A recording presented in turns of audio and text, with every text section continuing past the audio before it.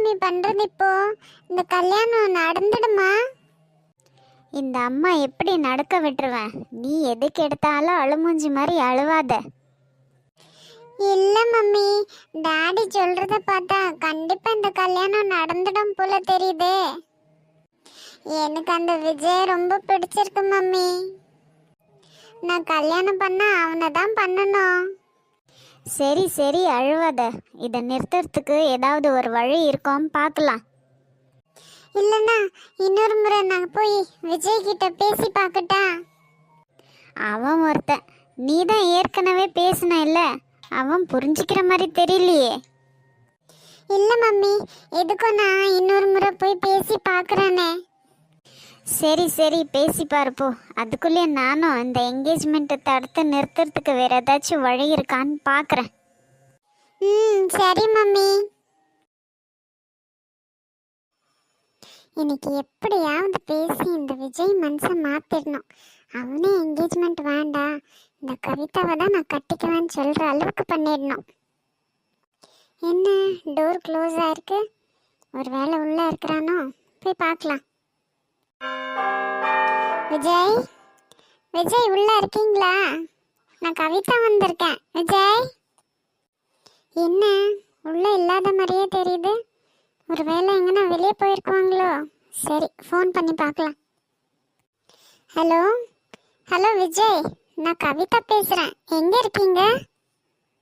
இது என்ன கவிதா ஃபோன் பண்ணுறா? இவன் எதுக்கு ஃபோன் பண்ணுறான்னு தெரியலையே. ஹலோ கவிதா, என்ன என்ன விஷயம் இந்த நேரத்தில் ஃபோன் பண்ணியிருக்க? எப்போ வருவீங்க விஜய்? நான் உங்ககிட்ட முக்கியமான விஷயத்தை பற்றி பேசணும். உங்ககிட்ட பேசியே ஆகணும். அப்படி என்ன தலை போகிற விஷயம் கவிதா? நான் இங்கே ஆஃபீஸில் இருக்கிறேன். அவ்வளோ முக்கியமான விஷயம்னா இப்போவே சொல்லு, இல்லைன்னா ஈவினிங் வீட்டுக்கு வருவேன், அப்போ பேசிக்கலாம். ஏன் விஜய் இப்படி வேண்டாம் வெறுப்பா பேசுறீங்க? என் அன்பை புரிஞ்சிக்கவே மாட்டீங்களா? சரி, அதெல்லாம் இருக்கட்டும். ஆமா, உங்க கல்யாணத்தை பத்தி என்ன டிசைட் பண்ணிருக்கீங்க? இப்போதைக்கு உங்களுக்கு எல்லா விஷயம் தெரிஞ்சிருக்கும்னு நினைக்கிறேன். இங்கே பார் கவிதா, நான் எந்த மாதிரியும் பேசல, நான் நார்மலாக தான் பேசின்னு இருக்கேன். உனக்கு எத்தனை முறை சொல்கிறது இது நடக்கவே நடக்காதுன்னு? உங்கள் அக்கா, உங்கள் அப்பா, எங்கள் அப்பா அம்மா எல்லாரும் இந்த கல்யாணம் நடக்கணும்னு டிசைட் பண்ணிட்டாங்க. நான் ஒருத்தன் மட்டும் என்ன பண்ண முடியும்? அவங்க போக்குலேயே விட வேண்டியது தான். நானும் இந்த கல்யாணத்தை நிறுத்த என்னெல்லாமோ பண்ணியாச்சு, முடியல. அது பாட்டுக்கு நடக்குது, நான் என்ன பண்ணுறது? எனக்கு உங்கள் அக்கா தான் இருந்தா யாரெல்லாம் மாற்ற முடியும்? என்ன விஜய், அப்பனா எங்க அக்காவை கல்யாணம் பண்ணிக்கிறதுக்கு தயாராயிட்டீங்களா? நான் உங்களை விரும்புறேன்னு சொன்னதை கன்சிடர் பண்ணவே இல்லையா நீங்க? என்னோட உண்மையான அன்பை புரிஞ்சிக்கவே இல்லைல்ல? ஏன் விஜய், என்ன உங்களுக்கு பிடிக்கலையா? உங்க மேல நான் ரொம்ப ஆசை வச்சிருக்கேன் விஜய், என்னை ஏமாத்திடாதீங்க. கவிதா, நீ ஏன் இப்படி நடந்துக்கிற? அந்த மாதிரி எண்ணத்தோட நான் உங்ககிட்ட பழகல கவிதா, புரிஞ்சுக்கோ. உனக்கும் அந்த மாதிரி எதனா என்ன இருந்துச்சுன்னா இன்னியோட அழிச்சிடு. எங்க அப்பா அம்மா எல்லாருமே ஐஸ்வர்யா தான் அவங்க மருமகளா வரணும்னு டிசைட் பண்ணிட்டாங்க. இங்க பாரு, அன்னைக்கே உனக்கு நான் கிளியரா சொல்லிட்டேன், இந்த மாதிரி எல்லாம் என்கிட்ட பேசாதன்னு. இதே ஃபர்ஸ்ட் அண்ட் லாஸ்டா இருக்கட்டும். மறுபடியும் மறுபடியும் ஃபோன் பண்ணி எனக்கு டிஸ்டர்ப் பண்ணாத, நான் ஒரு முக்கியமான வேலையில இருக்கேன், சரியா? அப்பனா உங்க அப்பா அம்மாக்காக தான் நீங்க அவளை கல்யாணம் பண்ணிக்கிறீங்களா? அவளும் உங்களை விரும்பல, அவளும் எங்க அப்பாவோட கம்பல்ஷனுக்காக தான் இந்த கல்யாணத்துக்கு ஒத்துக்கிறா. இந்த மாதிரி ரெண்டு பேரும் கல்யாணம் பண்ணிக்கணுமா? அதுக்கு பதிலாக நான் உங்களை எவ்வளோ விரும்புகிறேன், என்ன நீங்கள் கல்யாணம் பண்ணிக்கலாம்ல? நான் அந்த ஐஸ்வர்யா பற்றி அவ்வளோ சொல்லி கூட நீங்கள் அவ்வளோதான் கல்யாணம் பண்ணிக்கிறேன்னு சொல்கிறீங்க. சரி விடுங்க, நான் உங்கள் மேலே வச்சிருந்த அன்பை நீங்கள் புரிஞ்சிக்கவே இல்லைல்ல? பரவாயில்ல, நீ நான் யாருக்கும் டிஸ்டர்பன்ஸாக இருக்க மாட்டேன், உங்களை தொந்தரவு பண்ண மாட்டேன். இனிமே நான் எதனா பண்ணிக்கிறேன். இந்த மாதிரி நல்லவங்களுக்கெல்லாம் எதுவுமே நல்லது நடக்கவே நடக்காது.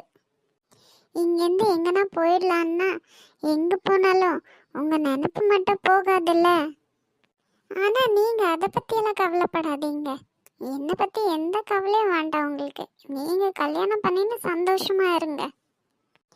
என் முடிவை நான் தேடிக்கிறேன். நீங்கள் வீட்டில் இருந்தீங்கன்னா லாஸ்ட்டாக ஒரு முறை உங்களை பார்த்துட்டு போயிடலான்னு தான் வந்தேன். ஆனால் எனக்கு அந்த லக்கு கூட இல்லை. சரி, நான் கிளம்புறேன். ஏய் கவிதா, என்ன சொல்ற நீ? பைத்திய மாதிரி எதனா ஒன்று பேசின கதை. இங்க பாரு, நீ எங்கேயும் போகக்கூடாது, அங்கேயே இரு. இப்போவே நான் வரேன். எங்கேயும் போயிடாத. நான் வந்து இப்போவே வந்துன்னு இருக்கேன். ஆன் தி வேல இருக்கேன். அங்கேயே இரு. ஷிட், என்ன இவ இப்படி பண்றா? ச்சே, ஒரு பக்கம் இவங்க அக்கா பேசாம கொள்றா, இவ பேசி கொள்றா. என்னதான் பண்ண போறேன்னு தெரியல. அவ என்ன அவ்வளோ சின்சியராவா என்ன லவ் பண்றா? என்ன செய்யட்டும் இப்போ நானு? எனக்காக சாகுற லெவலுக்கு போறாளா? ஐயோ கடவுளே. ஆனா எனக்கு நிச்சயம் பண்ணவ என்னடான்னா எனக்கு என்னன்னு தெரியறா. இதுல நான் என்னென்ன பண்ணட்டும், யாரை செலக்ட் பண்ணட்டும்? சரி, யோசிக்கிறதெல்லாம் விட்டுட்டு ஃபர்ஸ்ட் அந்த கவிதா என்ன பண்றா, எதனா பண்ணிக்க போறா. அப்புறமா பெரிய பிரச்சனையா ஆயிட போகுது. அங்க போய் பாக்குறேன். அப்படி வா வழிக்கு, என்கிட்டயே வா. என்னையா இக்னோர் பண்ண பார்க்குற? இனிமே என்ன எப்படி இக்னோர் பண்ணுவேன்? நம்ம நடிச்ச நடிப்புல இன்னும் 5 நிமிஷத்துல எங்க இருந்தாலும் பறந்து வந்துடுவான். இவனுக்கு எவ்வளோ இருந்தா நான் இவன்கிட்ட போய் வாண்டடா இவனை விரும்புறேன்னு சொன்னா என்ன இக்னோர் பண்ணுவான்? எப்படி நம்ம நடிப்பு?